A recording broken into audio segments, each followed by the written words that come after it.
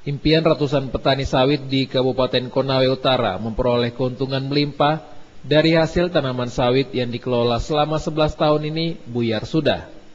Sekitar 2.500 hektar lahan kelapa sawit yang ditanam di lahan warga oleh PT Perkebunan Negara 14 tidak bisa memberikan keuntungan pada petani. Awalnya warga sebagai pemilik lahan dijanjikan keuntungan besar setelah merelakan lahannya ditanami kelapa sawit oleh PT PN 14. Namun yang terjadi setelah sawit ditanam di lahan warga tumbuh besar dan sudah berproduksi, berbagai masalah muncul. Sejumlah kesepakatan awal yang telah dibangun antara warga dan PT PN diabaikan.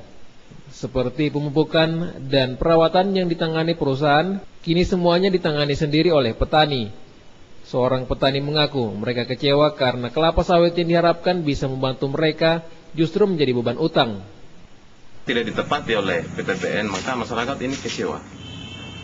Kecewanya begini, yang tadinya perjanjian kita pembagian hasil, yaitu 70-30. Nah, setelah kami prakonversi ini, terjadilah perubahan.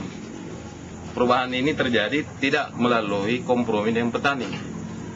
Atas tindakan dari mereka saja melakukan bahwa perubahan ini terjadi.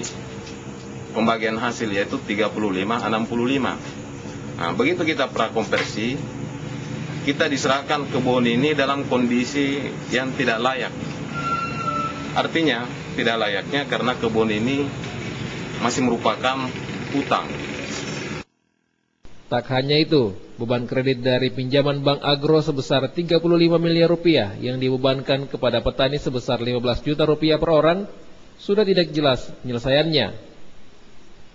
Pembayaran potongan sebesar 35% per bulan juga tidak jelas waktu berakhirnya, termasuk besar sisa utang petani. Sampai hari ini PTPN itu tidak ada keterbukaannya sama masyarakat, Pak. Itu terutama masalah kredit. Kredit sampai hari ini kami tidak tahu karena informasi terakhir ini itu kredit katanya sudah sampai 40-an juta, sementara hasil sosialisasi awal kami itu plafon hanya 14 juta lebih, ya katakanlah 15 juta. Dan sampai hari ini, perjanjian kami pada waktu sosialisasi awal itu kan 30-70, sekarang dia naikkan kredit 65% untuk masyarakat, itu pun 60% banyak sekali potongan. Hutang petani tak kunjung lunas, padahal mereka telah membayar kredit sampai jangka waktu 11 tahun. Bahkan dari produksi beberapa hektar kebun sawit mereka hanya memperoleh pendapatan Rp10.000 hingga Rp100.000 per bulan. Karena pihak perusahaan ternyata mempermainkan harga penjualan sawit yang hanya membeli Rp740 per kilogram kepada petani untuk tandan buah segar. Harga ini lebih murah dibandingkan harga kelapa sawit di wilayah Sulawesi Tengah yang mencapai angka Rp1.300 per kilogram tandan buah segar. Panen malah bukan menggembirakan petani tapi mensengsarakan petani. Maksudnya? Maksudnya hasilnya tidak sesuai, lebih banyak pengeluaran daripada penghasilan. Sebulan itu bisa sampai berapa pendapatannya? Nah, sebulan ada yang 1 hektar itu populasi tanamannya tidak sesuai, karena dalam per hektar itu populasi tanamannya itu kan 128 pohon. Nah, ternyata ada yang tidak sesuai dengan populasi tanaman dalam per hektar, ada yang sampai 90 pohon, ada yang sampai 100. Jadi hasilnya dalam per bulan itu ada yang hanya 100.000, ada yang hanya 50.000, ya, ada yang 10.000 karena kondisi kebun ini tidak merata.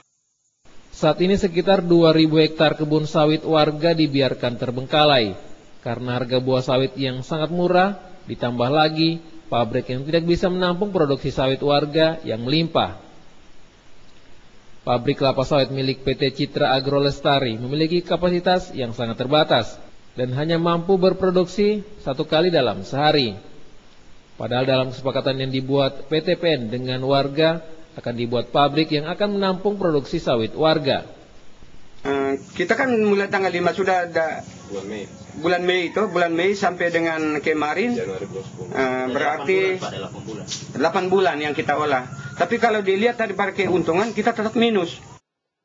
Saat ini terdapat ratusan ribu hektar lahan kelapa sawit yang baru dibuka, baik di Kecamatan Wiwirano maupun di Kecamatan Asera, Kabupaten Konawe Utara.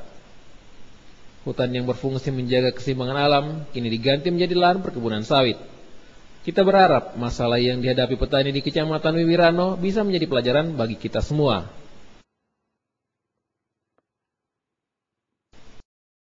Kantor Berita Suara Kendari.